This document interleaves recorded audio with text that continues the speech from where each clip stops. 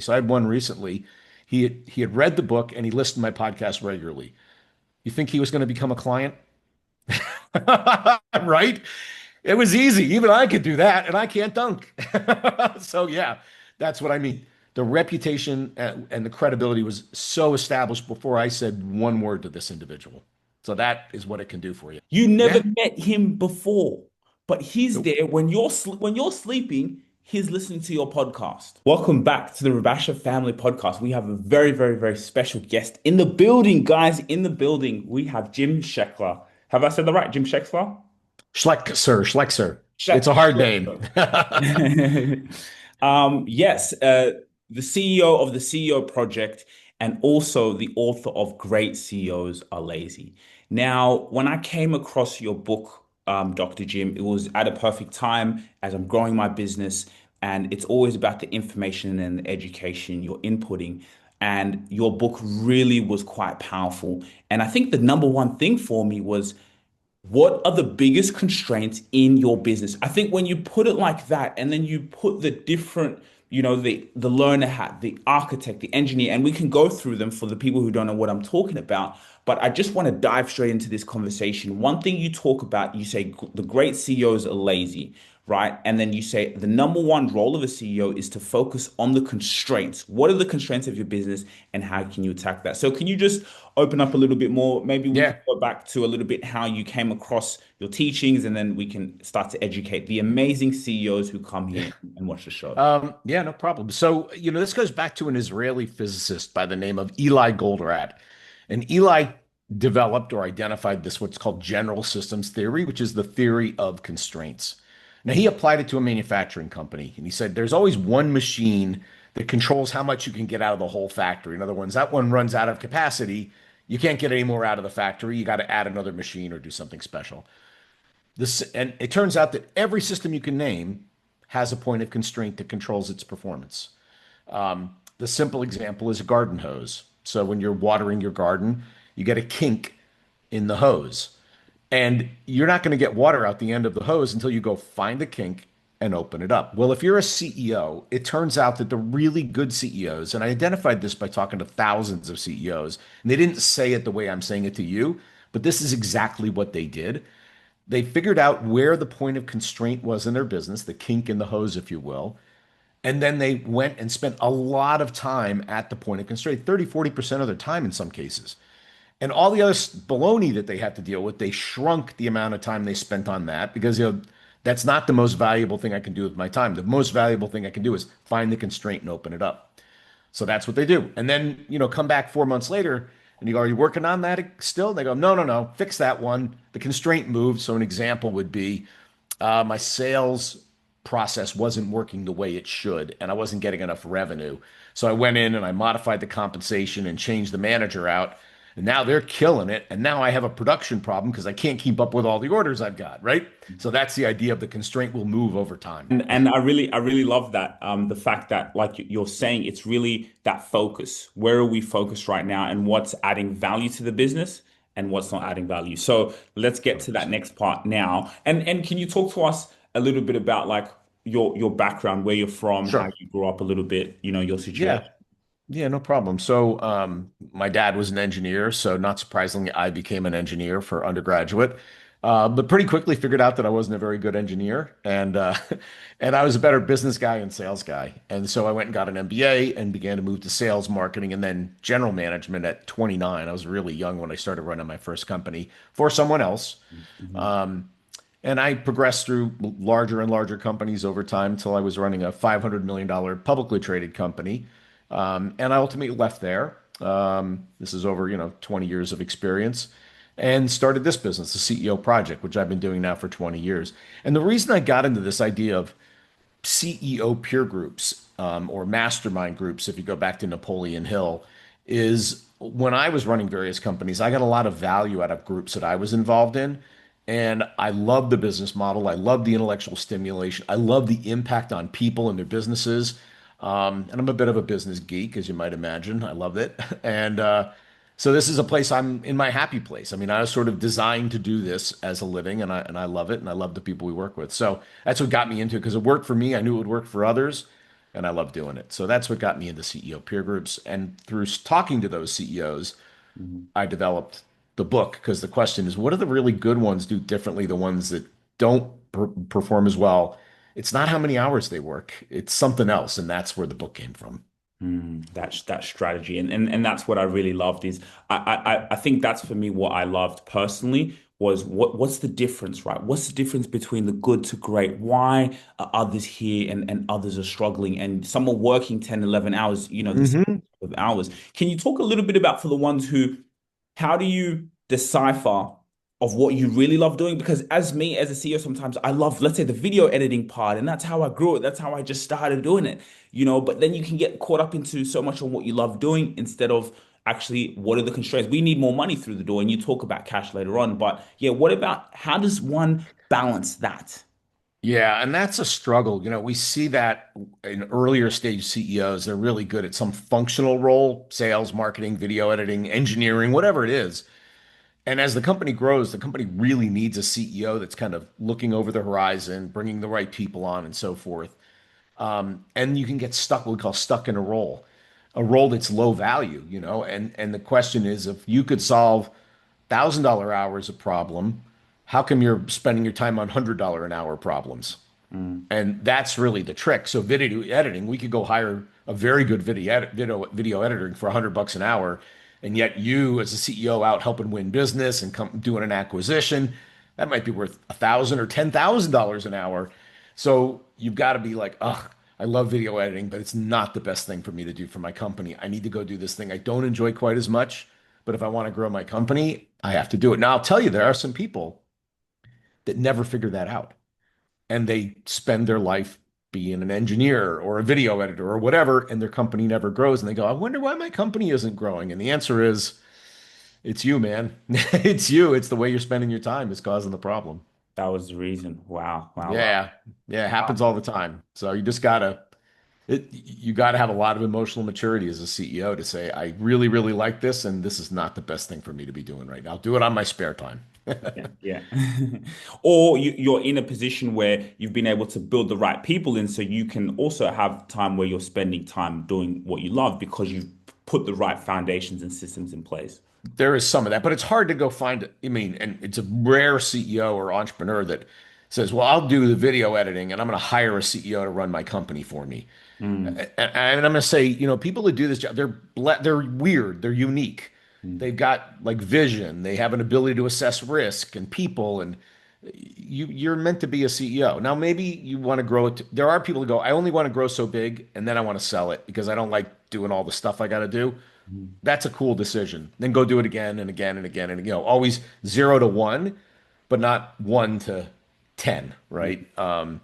So there are people that are great at 0 to 1. I am not. I'm better with a little something to start, and then I'm good at growing it once I've got something there. But if you hand me a blank sheet of paper and go figure it out, I go, oh boy, you might have the wrong guy for the job here.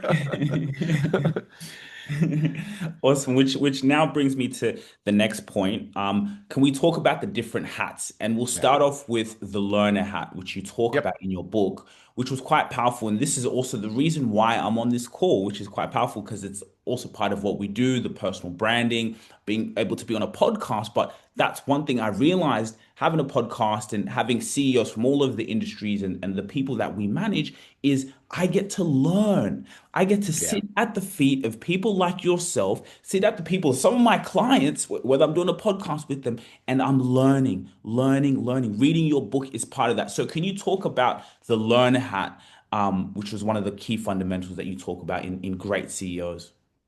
Yeah. So, and I'll tell you that I'm actually in the process of writing an article on curiosity, and that being a really key feature of great CEOs, that they're endlessly curious about things and they always want to be learning. But I'm going to step back and go, there are 5 hats, Mm, two that help you find the kink, mm, three that help you fix the kink. So when we're looking to find the kink, first one, learner, which is I don't know what I need to know about where this kink is. I need to go talk to people, or I need to bring in an expert, or go to a trade show, or read a book, or go spend time going through reports and analyzing. That is the learner hat. That's trying to deeply understand where that kink in the hose is so I can then fix it. Marketing is all about storytelling. Dad, when we first started this business, what did you say to me? I said, yes, we do a podcast Why? because I want to tell our story. Why?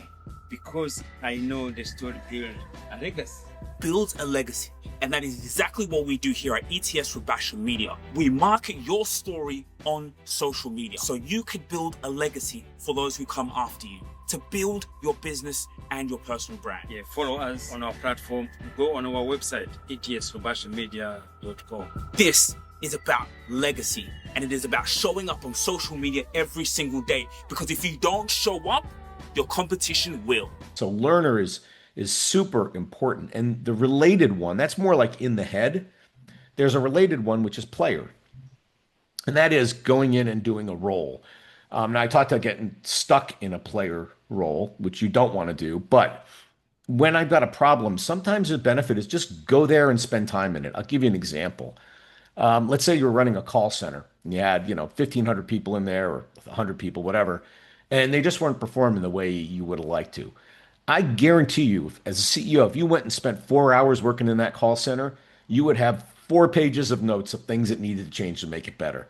And so that's the trick. Even going back to Jack Welch, who's passed, but he was the CEO of GE, he would go make sales calls. Well, Jack wanted the sale. He loved to sell. But what he was really doing is while he's there, he's like, do I have the right people on this account? I wonder if my compensation system is set up so that they're maximizing the outcome. I wonder if we could change our offer a little bit or our pricing a little bit, or is this even the right customer? All those like strategy questions while he's in player mode. So technically, learner and player are kind of two sides of the same card, right? One's more in the brain and one's more doing oriented, but both are designed to find the kink so I can open it up. So yeah, a little bonus material. That's not in the book. Yeah, I love it. I love it. And I want to talk about that, especially that link of the player mode. So this begs the question, would you say, let's say even someone who's starting a business or other CEOs out there, is it better that they learn how to, for example, fulfill the product, fulfill the service themselves, or find the right people?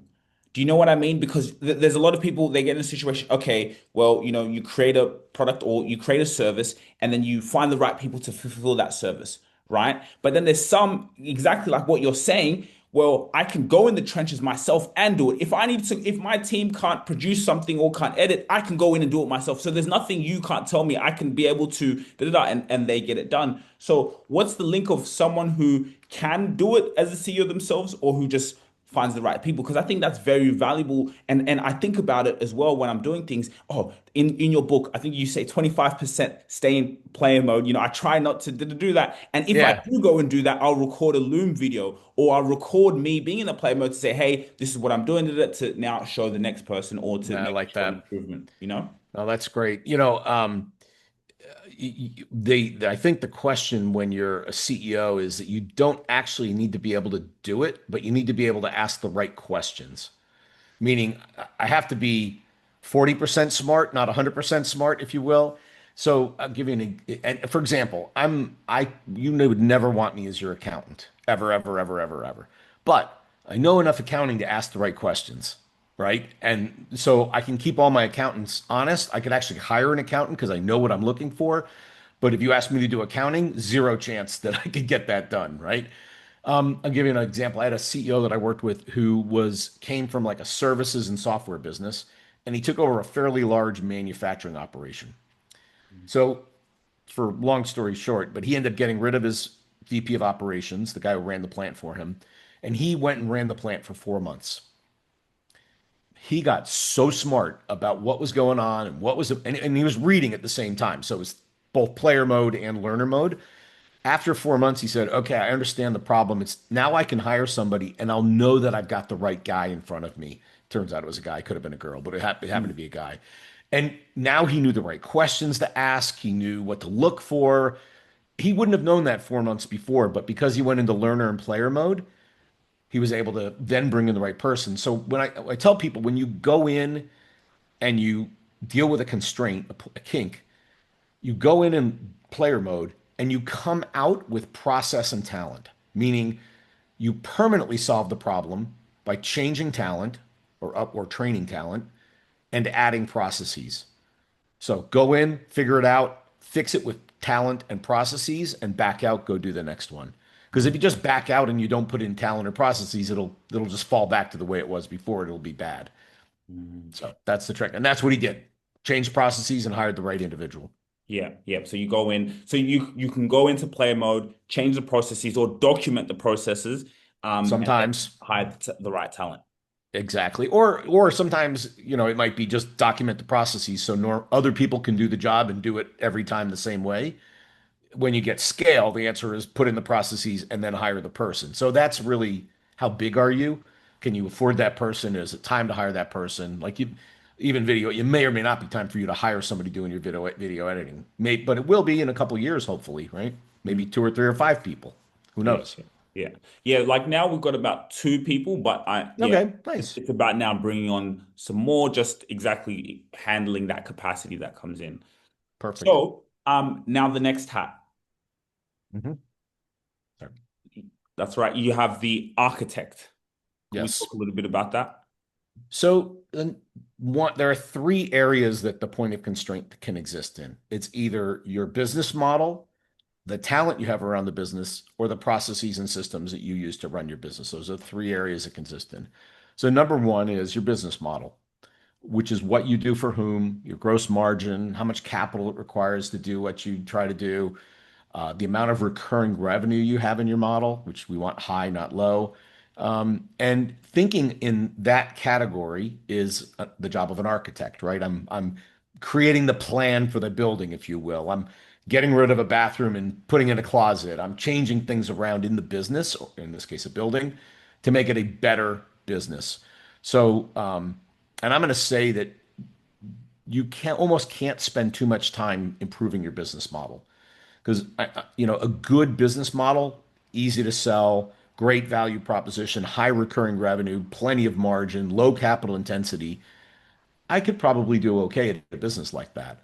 But if you gave me, I don't know, a coal mine or a copper mine, lots of capital, super dangerous, hard to make money, I'm like, ugh, I'm not sure I'm smart enough to make money in a copper mine, right? Mm, So the model really matters. It's just easier to grow your business when you have a good business model versus a poor one. So that is what architect is all about. Is if you feel friction in how you go to market, there's something going on with your business model. mm. And how do you know you're feeling friction?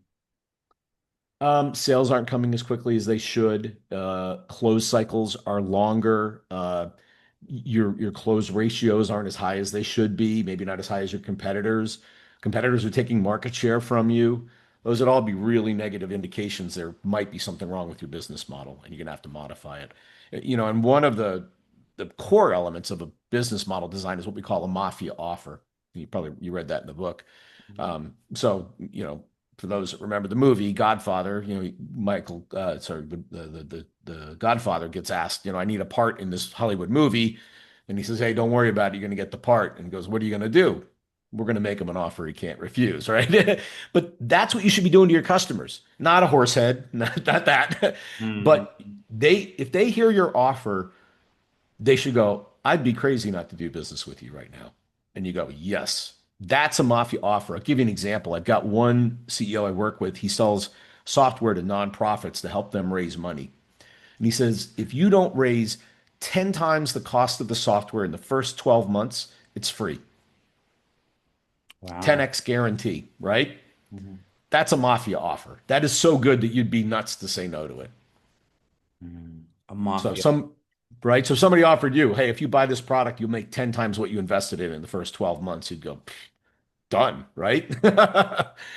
So that's a mafia offer. Wow. And what about one in terms of the learner hat as well? But even on that, the business model, how often should CEOs be working on their business model, even when things are going well, right? Even when you're killing it, is that something that always should be worked on?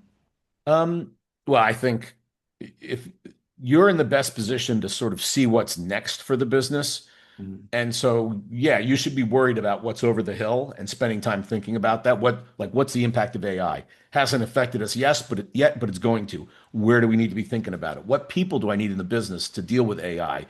What are my competitors doing with AI to take me out? Like those are all good questions. They're not today questions, but they're definitely tomorrow questions. And I say that if the CEO is not thinking about tomorrow, nobody in the organization is. So you really have an obligation to be looking forward for the business. Having said that, if things are going great, like we're growing well, we're making money, then the constraint lies somewhere else. And actually, when all the lights are green, the question we ask is, what breaks when you double the company? And they go, oh, well, my VP of engineering is not going to make it on a double. My CFO needs to be upgraded. Our computer system is definitely not going to make it if we double the company. And start working on those things now because what we see is, and that's going over the hill. That's like go to the next step, get in front of yourself. When you look at a business and even an MBA school, they talk about the business grows and then they flatten out and then they grow and then they flatten out. You may have seen these, what they call scalloped growth curves. But what they don't tell you, because they don't think this way, is when you hit a flat spot, a point of constraint came into play in your business and you didn't fix it. When you fix it, you get to grow again. So grow, grow, grow. Constraint comes into play. We slow down. Oh, dang. Fix it. Up, we go back to growth. And that's the trick is if things are going great, figure out what that next flat spot's going to come from and get ahead of it. Wow. And the way you do that is exactly like you're saying, okay, if we were to double the business right now, even if we're doing well right now and there's no constraints, if we were to Right? double the business, can we handle that? Right. And then you're Bingo. already working at that level. It's Already. fun. It's funny. We talk to CEOs like, okay, grade your team. Oh, A, B, and C grades, right? Or F, I guess. Oh, he's a B. I'm like, what if he doubled the company? Boom, he's a C minus. Okay, there's a problem, right? If you have to train that individual or get them up to speed as fast as you can, or you might need to split their job or replace them or move them somewhere else. And well, it depends. But yeah, that's the question. And people, when you say double, people really quickly go, ooh, yeah, this will be a problem and that'll be a problem. They're very quick to figure it out usually. Mm.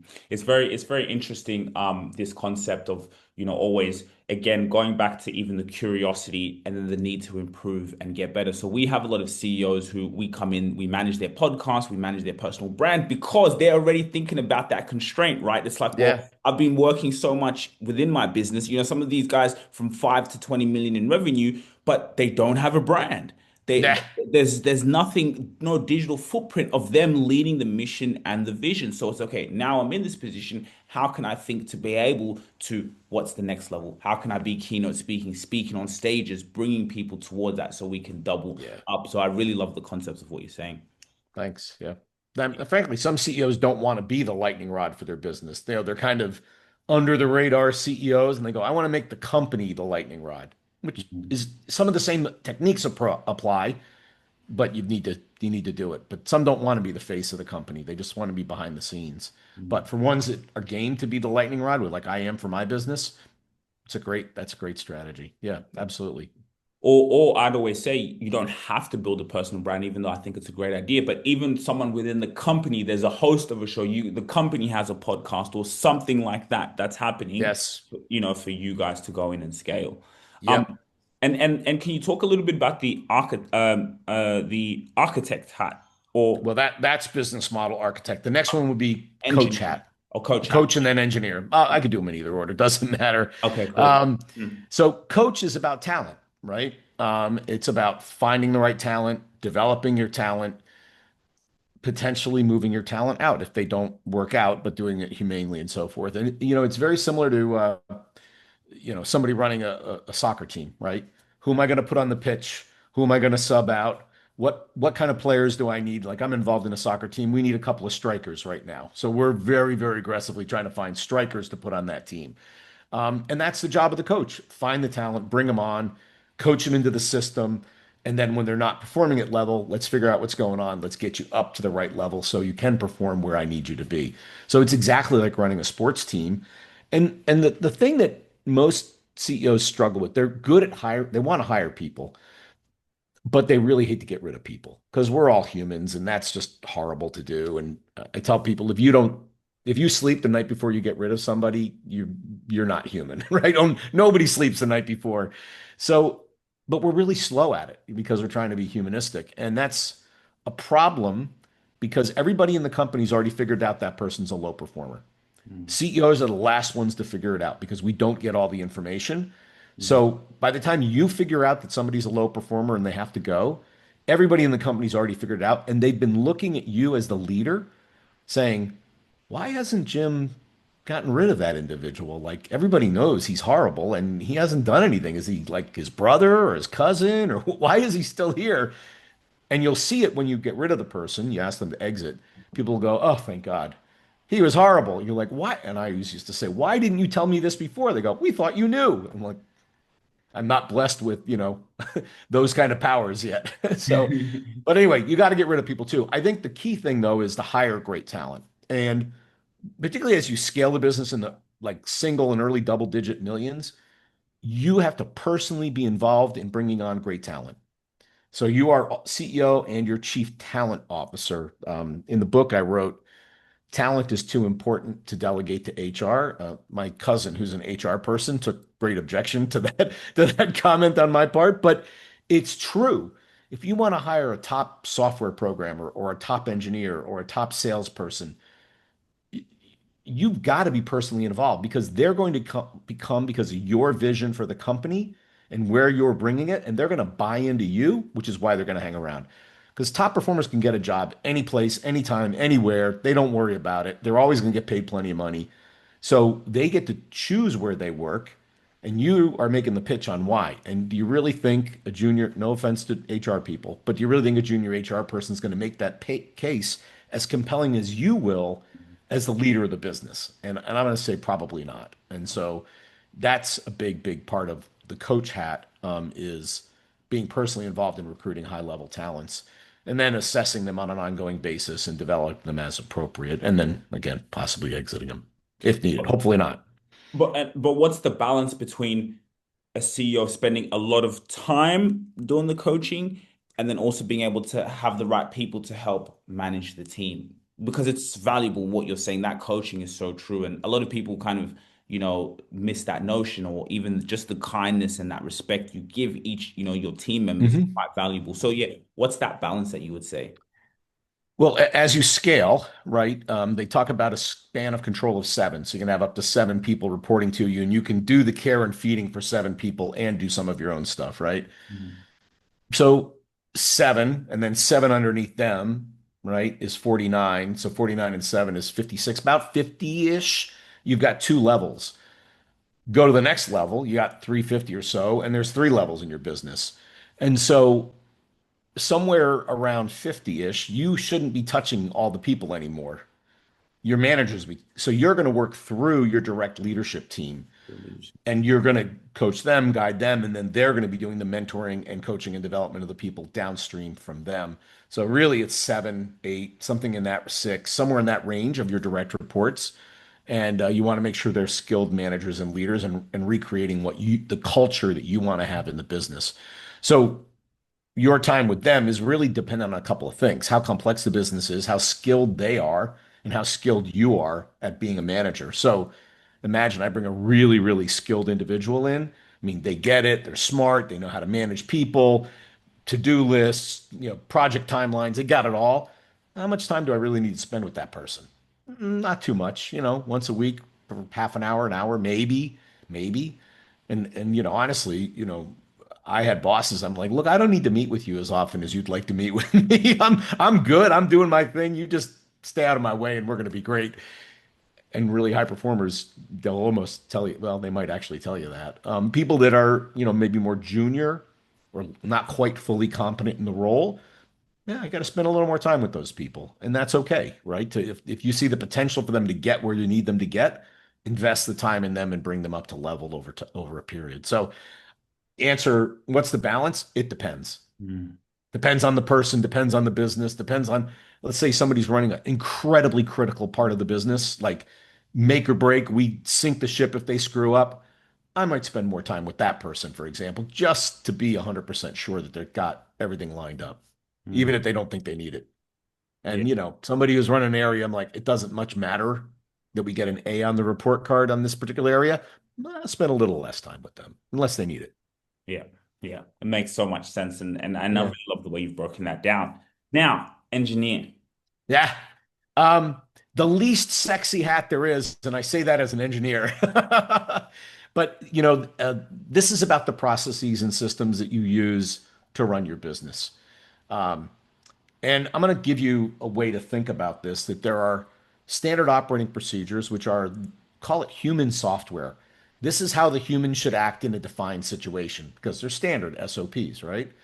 When we're working with information moving around the business, that's your IT system. Either information to customers, information internally, that's your IT infrastructure. Because when I say systems and processes, people just think, oh, IT. No, no, no. That's just a piece of it. And then, interestingly enough, there's another part that people don't think about as part of their systems and processes, but it's their culture and their values. And what values and culture tell humans to do when it's an undefined situation, in other words, the SOP doesn't cover this, what do I do? And you go, well, let's see, customers first, always ethical, speed is important. Whatever your values and your elements are, they will bang the decision against those ideals and hopefully make a good decision almost all the time. So I'll give you an example. So I like staying in the Ritz-Carlton, which is a worldwide brand, so your people might know it. And I remember one time I drove up, a fellow asked me to pop my trunk. He pulls my luggage out the back and he goes, "Welcome to the Ritz-Carlton, Mr. Schleckser. We're glad to have you." I was impressed. How does he know I was coming? I went in. There was a young lady behind the desk. She says, "Welcome back to the Ritz-Carlton, Mr. Schleckser. We see you'd rather have fruit than chocolate, and you'd rather have a foam pillow instead of feather. I've already asked housekeeping to take care of it. It should be done by the time you get to your room." I go to my room. Everything's exactly as she said. Later, I wanted to work out, and I'm wandering around the hallways trying to find the gym, and there was a woman cleaning a room as a maid. And I said, "Pardon me, where's the gym?" And she said, "Just a second." She put away her cart, escorted me to the gym, handed me a water and a towel, and said, "Have a great workout." So, what was that? Well, that was a seamless integration of all three elements of systems, creating a customer experience. They're told when a car drives up, have them pop the hood and take their luggage out, look at the luggage tag, greet them by name. He just followed SOP, but I was all impressed, right? What I didn't notice is he had a little microphone in his sleeve, like a Secret Service guy or something like that. Who was he talking to? The woman at the front desk. She knows Mr. Schleckser is about to walk through the door. She pulls me up on the computer, IT, sees that I've been there before. Remember, welcome back to the Ritz-Carlton. She also saw that I wanted fruit and not chocolate and foam instead of feather. She digitally sent that off to housekeeping to take care of it. The last one is what's weird. I stopped the maid and asked where the gym is. Now, there's no SOP for that at Ritz-Carlton. None. But they have a motto, which is ladies and gentlemen, serving ladies and gentlemen. So she said, "What would I do as a lady and gentleman for this gentleman?" Well, I would escort him to the gym and wish him a good workout, which is exactly what she did. So no SOP, but she made a perfect decision because the values and the motto supported it. So when you think about engineering systems, like all of those elements can be important to delivering good system. And I'll tell you when you know your systems aren't working is either usually shows up in quality. We're missing deliveries, customers aren't happy. There's something wrong in your systems when that occurs. So that's a big red flag. When you're having trouble in those areas, you need to go spend time on your systems. Mm. And wow, that example was fascinating. Really, really, and it's really in such a simple way, and how that starts from the top. All of those things, exactly what you said, the detail that came into that is quite powerful. And let's say you do have a good system, good process, but then capacity doubles. Yep. Sometimes there could be, a risk of potential that quality or the systems decreasing with capacity. So is it about continually working on those systems, having someone in work on the systems, an operator? Can you talk a little bit about that? Well, it's similar to the growth curve thing I indicated, right? The systems can keep up until they can't keep up. And so you could wait till they break. So back to the example of the CEO that went and ran the operation, it turns out there was one machine that was controlling the performance of the entire company, and nobody had figured it out. But he spent time and he goes, it's I was two machines. These two machines are controlling the output of the entire company, which is why we're missing deliveries for customers. So if we fix this, we fix deliveries for the customers, which they did, and it did. And so, but also they said we don't want this to happen again, so they're going to buy a third machine so that they don't run into this problem as they continue to grow. So you can either wait till it breaks, which they did, unfortunately, or now he knows that's a problem and he's going to stay ahead of it so that doesn't become the point of constraint going forward. Now, having said that, inevitably something else will become the point of constraint and he'll have to go fix that one. So, particularly when there's a lot of moving parts, it's hard to know where it's going to happen. Um, some people are better at it than others. But yeah, you are always assessing back to the question, what's going to break if we double? Go, oh boy, these three things are not going to work anymore. Let's get ahead of it because we know we're going to double. Let's get ahead, make some investments, and avoid the flat spot in the growth curve. Mhm. Yeah, and I really love that mindset of how can if we were to double right now, even when you're in survival mode or even when things maybe not the best, but still even thinking about that, still like, hey, even if we were to grow, if we fix these constraints that we're going through at the moment, what's going to happen next? So I really, Yeah. really love that mindset. Yep. Yeah. And Once you put capacity in, you call your salespeople up and go, sell, sell, sell. yeah. We're ready for you. So, and then can you talk a little bit about the CEO project? What do you do? Because you do talk a little bit about the peer group, and it was interesting when I was reading your book. I actually read it over a year ago, and where we were at in the business, I was like, wow, like our clients is like our peer group, right? Like Yeah. we're around all these different CEOs in different industries serving them, but it was like a peer group, like I was that they were paying me. So like when I was reading the book, I was like, wow, but it still wanted me to get into that mindset and to be in that. So can you talk a little bit about that, how important that is, and a little bit about what you do? Yeah, so like I said, it goes back to Napoleon Hill. He talked about in Think and Grow Rich. He talked about having what he called a mastermind group around you, which are a bunch of really smart people that are interested in your outcome, but they don't own your company. You don't work for them, nothing like that. And where CEO peer groups come in, particularly as you get larger and more complex, the opportunity to make a really big mistake exists. Most people don't have effective boards of directors. I'm on a couple boards. I'm going to tell you they're not the best way to get input, honestly. The people that work for you always come out of sort of their view of the world, which is their function, but they don't look at the world, in a big way, the way the CEO does. So who do you talk to when I think this is the right answer, but I'm not sure, and you have to have enough humility to realize maybe you're not right. Some people have no doubt that they're right, but inevitably they're going to make a mistake. But they go, where do I go? And the answer is a CEO peer group like the ones we build of like size, like complexity. So if you're 50, $100 million, we'll put you with a bunch of other CEOs that size. And people go, oh gosh, but they're not in my business. You go, yeah, actually, breakthrough thinking comes from outside your business, not inside your business. And so you'd rather be with people who look at the problem completely differently.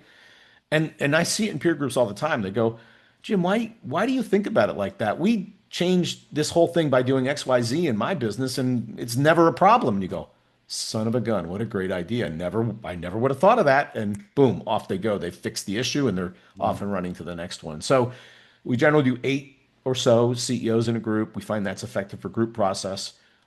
They each bring their point of constraint each time and process their most difficult issues together. And they become friends and colleagues, and they're with you on your journey, if you will. But sometimes for decades. I have some people I've worked with for almost 20 years now. So Mhm.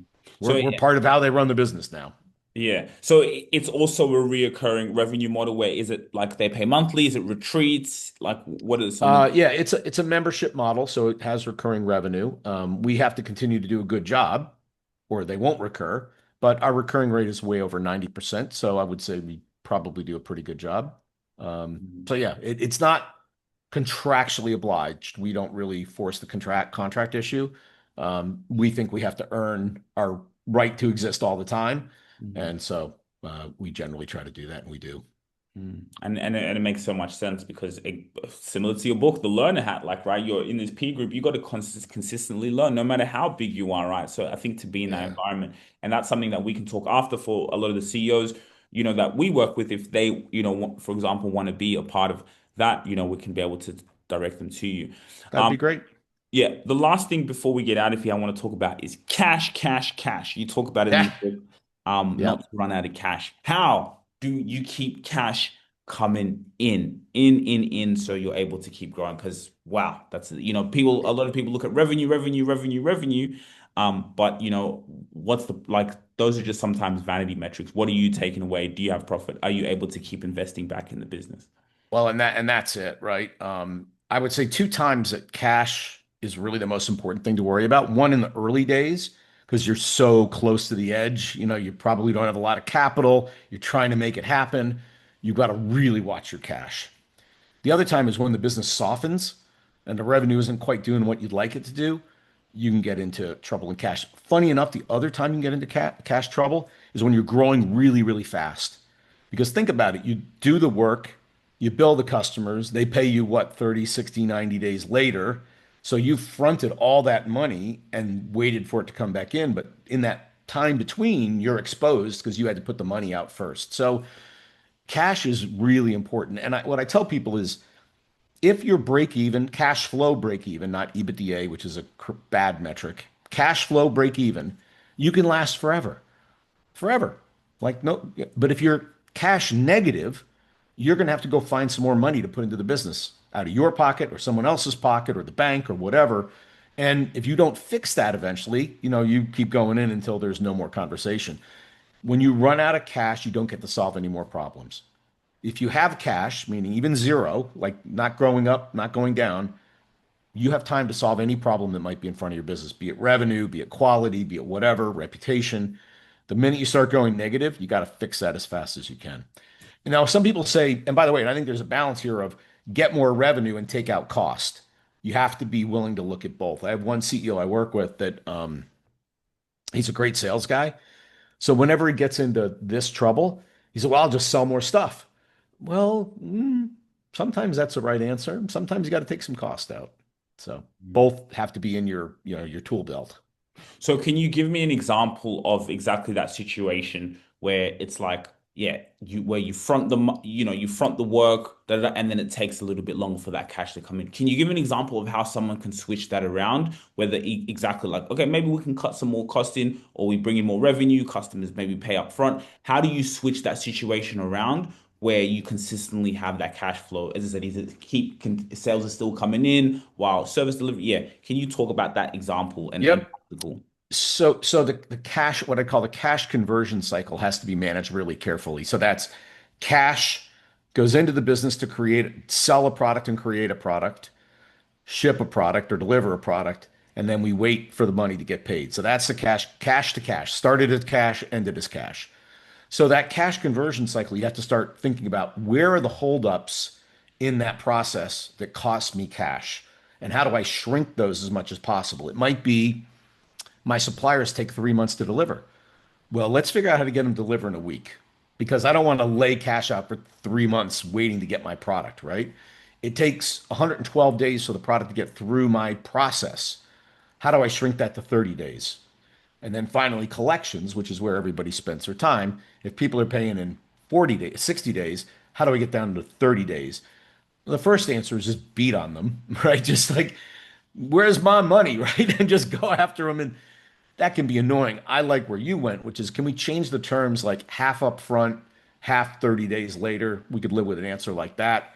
Some people use discounting. I'm not a fan of discounting to get people to pay early, but some people do it. So I think just really aggressively manage the entire cash to cash conversion cycle and trying to shrink that as fast as it can is for the win. So that's the big thing you're going to do. I'd say generally, but particularly when you're a little tight on cash, how do I shrink that cash conversion cycle as much as I can? All elements of it. Yeah, yeah. I also had saw that in Vern Harnish's book Scaling Up as well. He talks Yep. a lot of the cash conversion cycle, which is valuable. Good. Yeah, thank you so much, Jim. Honestly, this has really been an amazing conversation. I don't maybe even when we got on the call, you didn't expect to get on the pod right away. But yeah, I just thought, obviously just being able to, I believe your personal brand is quite significant and a lot of CEOs Thanks. sometimes do struggle with that a little bit, but obviously being an author and what you're putting out in the world and consistently putting out content. Can you talk a little bit about that? What have you found going on that journey? Like, I went on your YouTube channel, I saw the podcast, you're recording every week, a machine. What difference has that made? Did the book come first? Was it putting out content? Can you talk to us a little bit about your evolution there in Um, so I started with a column in Inc. magazine, Inc.com, and I was publishing regularly, maybe not quite weekly. I bumped that up to weekly, and for whatever reason, I have ideas. I have more ideas than I could possibly pursue about how to be a better CEO. And part of it's because I'm in the work every single day.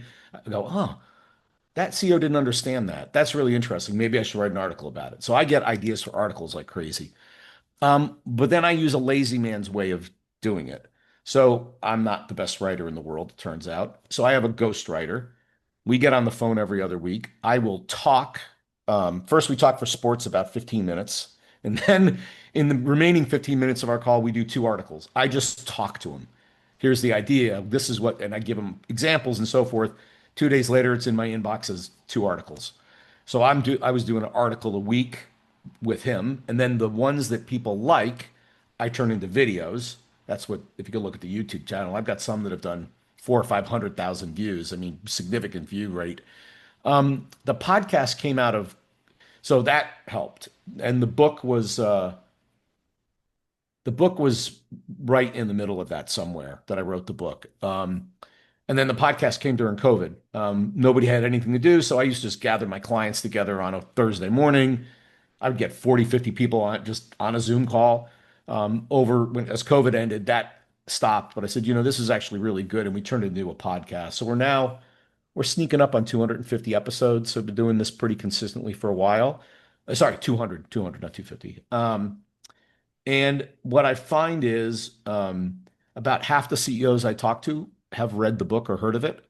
And then some smaller percentage either have heard of the podcast or listen regularly. So I had one recently. He had read the book and he listened to my podcast regularly. You think he was going to become a client? Right? It was easy. Even I could do that, and I can't dunk. So yeah, that's what I mean. The reputation and the credibility was so established before I said one word to this individual. So that is what it can do for you.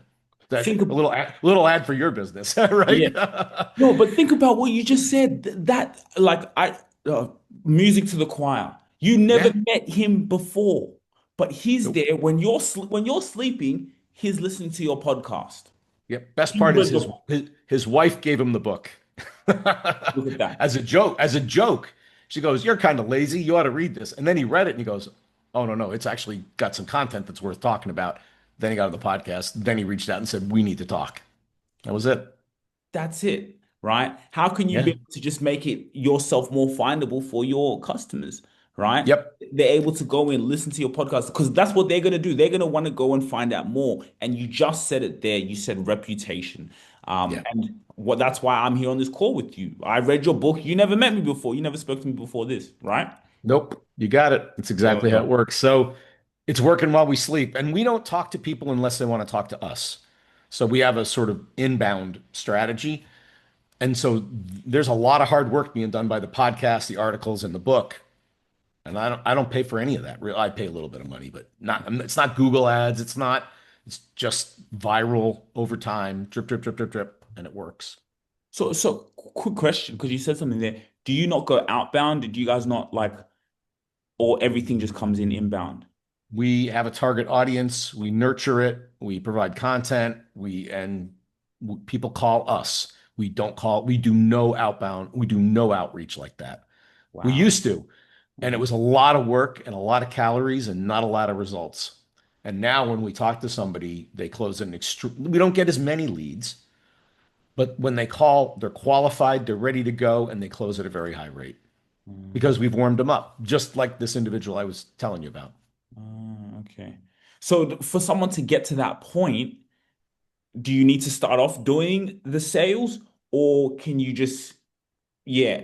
Like, how does We, one get we to that point? Because that's a dream state, right?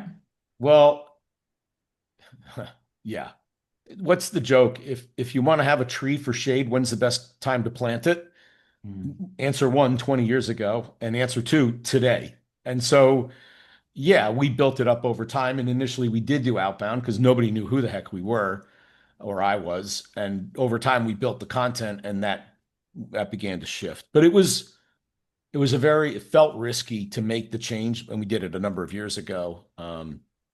Turns out it was a great decision, but mm, it was felt very, very risky when we did it. So yeah, probably answer is you have to be outbound for a while, and mm, then you can move to inbound once you build some rep. mm. Awesome. Okay, I could keep asking questions. Thank you so much for your time. I really, really do appreciate it. Really amazing. Again, as I said, this is something that we can also now, for the clients who are watching this or listening to this on the audio, if they ever want to come and work with you, they know where to come and find you. And that's something that we can, yeah, again, for the people who want to get to that next level, there you are. Thank you so much. Really appreciate it. We'll put your book in the description, and you have a blessed day. Thank you. It was fun. Yeah, this is what we do. We sit down with entrepreneurs from all around the world and have conversations, questions. And so if you want to have an opportunity to come and be in the hot seat, come and learn and talk and explore ways how you can help and provide value to other people, welcome, and we're going to have a chat. If you really enjoyed this video, make sure to click here, and I'm sure you're going to love that one.